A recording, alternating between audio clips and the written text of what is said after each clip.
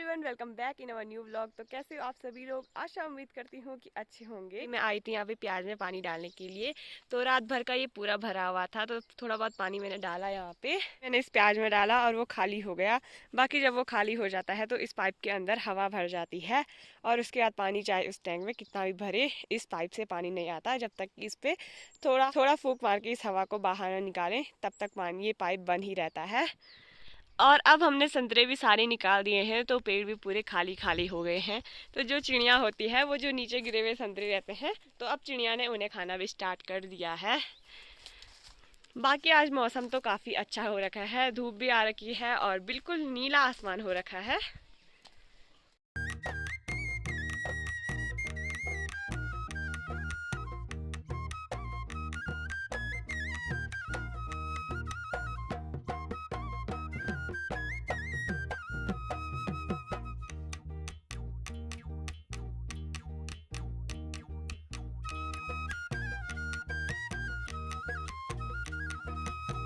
तो अभी मैंने यहाँ चौक की सफाई कर दी है और आज मेरा काम है कि मुझे यहाँ नीचे वाले घर पे काफ़ी सारे काम करने हैं। सफाई करनी है, गाय भैंसों के लिए पीना बनाना है और भी बहुत सारे काम है। हमारा पुराना वाला घर कुछ ऐसे दिखाई देता है और उत्तराखंड के जो भी पुराने घर थे वो ऐसे ही होते थे। उनकी छत जो होती थी पत्थरों से बनाई होती थी। तो ये जो हमारा घर है ये उतना पुराना नहीं है, मतलब उतने पुराने टाइम से नहीं है। तो जो बहुत पहले के घर होते थे उनके दरवाजे बहुत ज़्यादा छोटे रहते थे, तो उस टाइम पे ठंड भी काफ़ी ज़्यादा रहती थी और उतना कुछ सामान होता नहीं था जिससे हम लोग ठंड को बचा सकें, यानी कि उतने कंबल वगैरह होते नहीं थे, तो इसलिए घर के दरवाजे काफ़ी छोटे बनाए जाते थे। गांव में भी एक ऐसा घर है, अगर मैं गांव में जाऊंगी तो आपको उस घर को ज़रूर दिखाऊंगी। उसके दरवाजे बहुत ज़्यादा छोटे हैं, वो घर ही बहुत ज़्यादा छोटा है।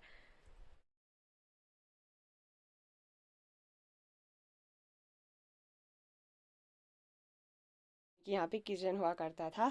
अभी तो यहाँ पे छोटी वाली लाइट लगा रखी है और यहाँ पे एक खिड़की भी थी, तो इससे काफ़ी उजाला हो जाता है रूम में। पे लकड़ियाँ रखी हुई है ताकि बारिश के टाइम पे हम यहाँ से लकड़ियाँ ले जा सकें। यहाँ पे पीनो बनाने के लिए सबसे पहले मुझे यहाँ पे आग जलानी होगी और आग जलाने के लिए यहाँ पे कुछ भी नहीं है, एक छोटा सा पॉलिथीन है और माचिस है, तो इसी से मुझे आग जलानी पड़ेगी। Hello everyone, welcome back in our new vlog. तो कैसे हो आप सभी लोग? आशा उम्मीद करती हूँ कि अच्छे होंगे। तो आज सुबह सुबह ही मैं आ चुकी हूँ अपने जौ के खेतों में। मुझे कुछ जौ निकालने हैं छोटे छोटे और उसको रखना है इस टोकरी में, और उसका हम लोग क्या करेंगे ये मैं आपको कुछ देर में बताती हूँ। तो हमारा जौ का खेत हमारे घर के पास नहीं है, यहाँ से कुछ छोटे छोटे जौ निकाल देते हैं, जैसे कि ये।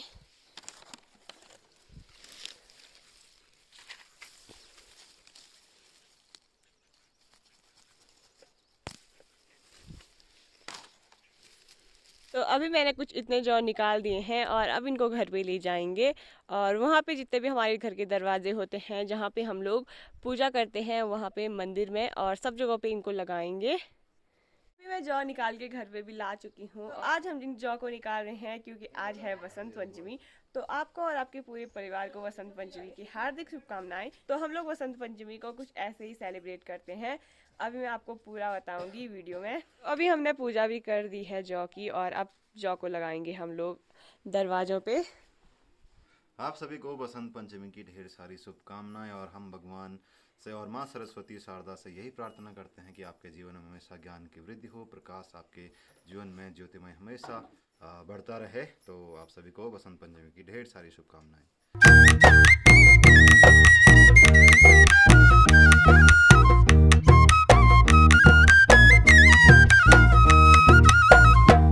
अभी हमने ऊपर वाले घर पे सब जगह जौ लगा दिए हैं, अब नीचे वाले घर पे लगाने के लिए चलते हैं। निकिता तो निकिता के पास है गोबर वाला पत्ता, मेरे पास है जौ और कुछ लोग फोटोग्राफर हैं सिर्फ। चलो।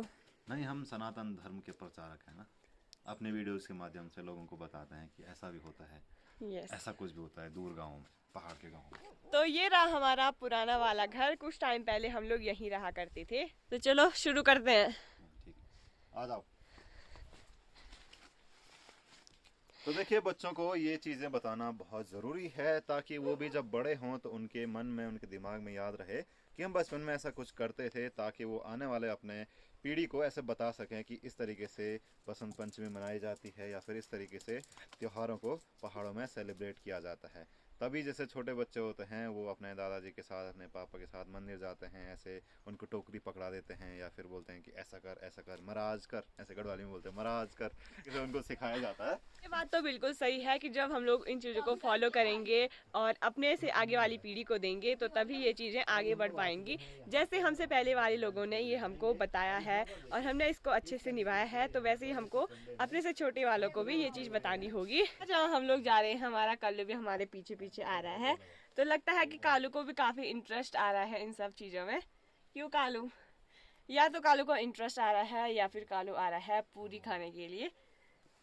कालू पाहारे पाहारे वो गाय गोयासिलो पाहारे पाहारे वो गाय गोयासिलो मोरे धोसे नाइते ओके मैं देखिलो आजोली गई हूँ हमारे बीच वाले जो कमरा है पुराने घर का, तो उस पे लगाएंगे जौ।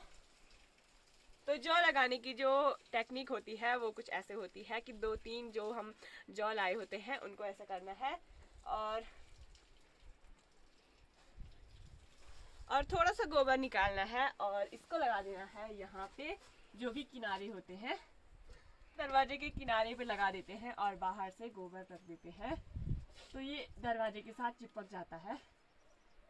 ये पर नीचे लो फूल भी लगन पता।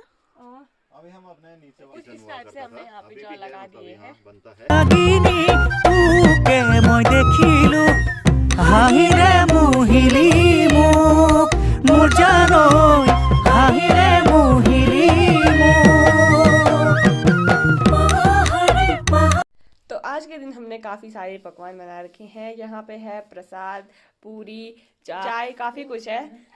तो अभी हम सभी लोग खाना खा रहे हैं पूजा वगैरह करने के बाद।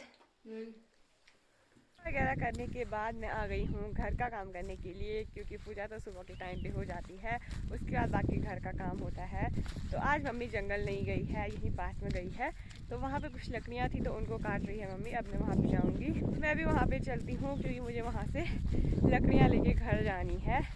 तो यहाँ पे एक अखरोट का पेड़ था जिसकी टहनियाँ काट रखी थी, तो इन्हीं को अब हम लोग लकड़ी के लिए यूज़ करेंगे। तो अभी मैंने दिन का खाना वगैरह भी बना दिया है, काफ़ी लेट भी हो गई है, 2 तो बज ही गए होंगे। तो अभी तक हम लोगों ने खाना नहीं खाया है क्योंकि मम्मी तो गांव में गई है, तो जब मम्मी आएगी तब खाएंगे। बाकी सुबह से निकिता लगी हुई है कपड़े धोने। नहीं, निकिता कब से कपड़े धो रही है और कपड़े थोड़े से थे लेकिन ये धोने में इतना ज़्यादा टाइम लगा रही है ना, बीच बीच में फ़ोन देखने जा रही है ना, इसीलिए। अभी शाम के टाइम पे मम्मी ने मुझे बुला दिया है कि घास लेने के लिए आ जा, तो जो भी सूखी घास रही होगी उसका एक भारा था तो उसी को लेने में जा रही हूँ। और अभी धूप भी इस साइड को छुपने ही वाली है, तो कालू ने मुझे देखा और कालू भी मेरे पीछे पीछे आ गया। कालू,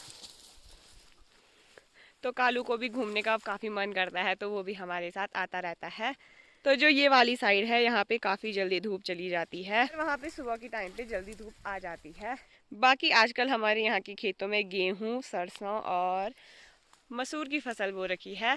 तो यहाँ पे है मसूर, तो मसूर की हमारे यहाँ पे दाल होती है जिसको हम लोग गेहूं के टाइम पे ही बोते हैं। तो यहाँ पे रखा है मम्मी ने वो वाला भारा जो मुझे लेके जाना है। ये सूखी घास होती है, वो कपड़ों पे बहुत ज़्यादा लगती है, इसलिए मैंने ये वाला जैकेट पहना है ताकि इस पे लगेगी तो निकालने में आसानी होगी। तो इसको भी फालतू में लेके आई, मुझे लगा ये भी ले जाना होगा। तो यहाँ पे ये जो चिड़िया आपको दिखाई दे रही है उसका नाम है कटफूहड़, और जो पेड़ पे डिज़ाइन दिखाई दे रहे हैं ना वो सारे उसी ने किए हैं। तो ये अभी भी यहाँ पे पेड़ पे छेद करने पे लगी हुई है और इसने पूरे पेड़ पे ऐसे डिज़ाइन बना रखे हैं ऊपर तक।